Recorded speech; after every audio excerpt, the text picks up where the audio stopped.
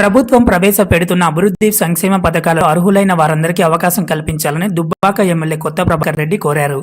జిల్లా ఇన్ఛార్జి మంత్రివర్యులు కొండా సురేఖ ఆధ్వర్యంలో ఉమ్మడి మెదక్ జిల్లా ఎమ్మెల్యేలు, ఎమ్మెల్సీలు, కలెక్టర్లతో భూభారతి, రైతు భరోసా, ఇందిరమ్మ ఇల్లు, ఇందిరమ్మ ఆత్మీయ భరోసా కార్యక్రమాలపై వీడియో కాన్ఫరెన్స్ నిర్వహించారు. ఈ సందర్భంగా ఎమ్మెల్యే కొత్త ప్రభాకర్ రెడ్డి మాట్లాడుతూ దుబ్బాక నియోజకవర్గంలో నూతన ఇల్లు నిర్మాణం కోసం పెద్ద సంఖ్యలో ఆసక్తి చూపుతున్నారని, అర్హులైన వారందరికీ ఇల్లు మంజూరు చేయాలని కోరారు. నియోజకవర్గంలో పలు గ్రామాల్లో డబుల్ బెడ్రూమ్ ఇల్లు, చిన్న చిన్న పనులు మూలంగా గృహ ప్రవేశాలు ఆగిపోయాయని, నిధులు మంజూరు చేయాలని కోరారు. యాసంగి నాట్లు పూర్తి అవుతున్నాయని, రైతు భరోసా రైతులందరికీ అందేలా చూడాలని కోరారు. రైతు కూలీలు, కౌలు రైతులందరికీ ఇందిరమ్మ భరోసా అందేలా చూడాలని కోరారు. ఈ సందర్భంగా నియోజకవర్గంలోని పలు సమస్యలను మంత్రి కొండా సురేఖ దృష్టికి తీసుకువెళ్లారు. దుబ్బాక నియోజకవర్గంలోని ప్రాజెక్టు కాలువలు పూర్తయ్యే విధంగా చర్యలు తీసుకోవాలని ఈ విధంగా కోరారు. నమస్కారం మేడం, ప్రభాకర్ రెడ్డి మాట్లాడుతున్నాను.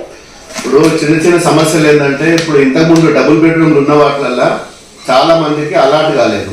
అయితే దాంట్లో కొంత బ్యాలెన్స్ వర్క్ ఉంటుంది. దానికి ఒక 50,000, 1,00,000, 2 లక్షలు ఇస్తే పాత అన్ని చాలా గ్రామాలలో పూర్తి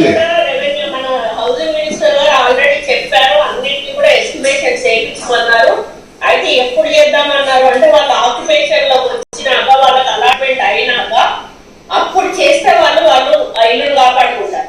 అంటే ఎప్పటి వరకు ఇస్తారు, ఎప్పుడు అలాట్మెంట్ చేస్తారు? చాలా గ్రామాలలో ఇంకా అలాట్మెంట్ చేయలేదు, చాలా ఉన్నాయి.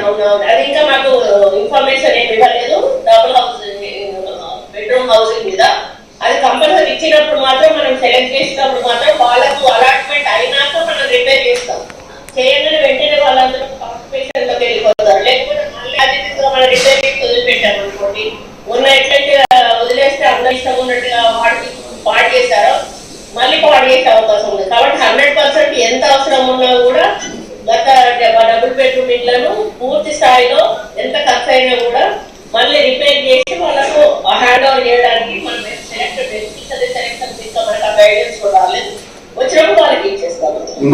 ఇంకొక విషయం మేడం, ఇప్పుడు అదే ఫ్యామిలీలా పూరెస్ట్ పూర్ పీపుల్ ఉన్నారు. ఒకరికి అలాట్ అయింది, ఇంకొకరికి మీరు చెప్పిన గైడ్లైన్స్ ప్రకారం వాళ్ళకి ఇంకొక ఈ కొత్త మీరు అలాట్మెంట్ చేసే దాంట్లో ఎలిజిబిలిటీ ఉంటుందా? మరి వాళ్ళ తమ్ముడో, అన్ననో, వాళ్ళ నాయననో, చిన్న నాయనో వాళ్ళు ఉంటారు కదా ఫ్యామిలీ. టోటల్ కుటుంబానికి ఒక స్థలం ఉంది. ఆ స్థలంలో వాళ్ళు ముగ్గురు కట్టుకుంటాం అంటే ముగ్గురికి ఇచ్చేస్తారు, నో ప్రాబ్లం.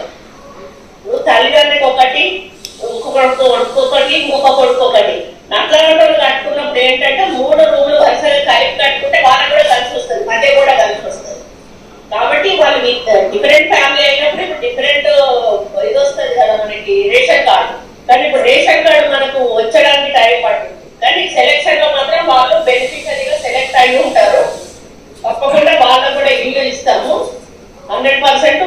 దాంట్లో ఎక్కడ కూడా కాంప్రమైజ్ లేదు. ఎందుకంటే మనం చేసేదే bifurcation of ration cards, bifurcation of houses.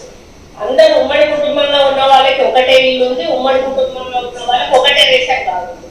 దానివల్ల సమస్యలు తలెత్తుతాయి. ఇప్పుడు ఒక అమ్మాయి పెళ్ళయి వేరే అత్తగారికి వెళ్ళిన అమ్మాయి ఇక్కడ రేషన్ కార్డు ఆల్రెడీ పేరు ఇక్కడ ఉంది, అక్కడ రేషన్ కార్డులో పేరు రాలేదు. ఇప్పుడు ఏమైతుంది అంటే ఇక్కడ డిలీట్ అవుతుంది, అక్కడ యాడ్ అవుతుంది. ఆ అబ్బాయికి కూడా అక్కడ వేరే రేషన్ కార్డు వస్తుంది సపరేట్, ప్లస్ ఇళ్లలో ఎలిజిబిలిటీ ఆ అబ్బాయికి అమ్మాయికి కూడా వస్తుంది. అట్లా అన్నట్టు ఫ్యామిలీని కూడా డిఫరెంట్ చేస్తాం. దీనికి మాత్రమే ఏదైతే ఉందో ఆత్మీయ భరోసాకి మాత్రం కుటుంబాన్ని యూనిట్ గా తీసుకుంటున్నాము. ఈ హౌసింగ్ దాంట్లో మాత్రం సపరేట్ గా తీసుకుంటాం. దాంట్లో ప్రాబ్లం. ఇంకొక చిన్న డౌట్ మేడం, ఇప్పుడు ఈ నాలా కన్వర్షన్ అయిన ల్యాండ్స్ చాలా గ్రామాలలో ఉన్నాయి. దానికి ఎట్లుంటది? మీరు ఇప్పుడు ఈ నాలా కన్వర్షన్ అయిన ఏ ల్యాండ్ కూడా ఇచ్చేది లేదు, 100% అది ఇచ్చేది లేదు. అది ఓకే, థాంక్యూ. దేంట్లో కన్వర్షన్ అయినా ఓన్లీ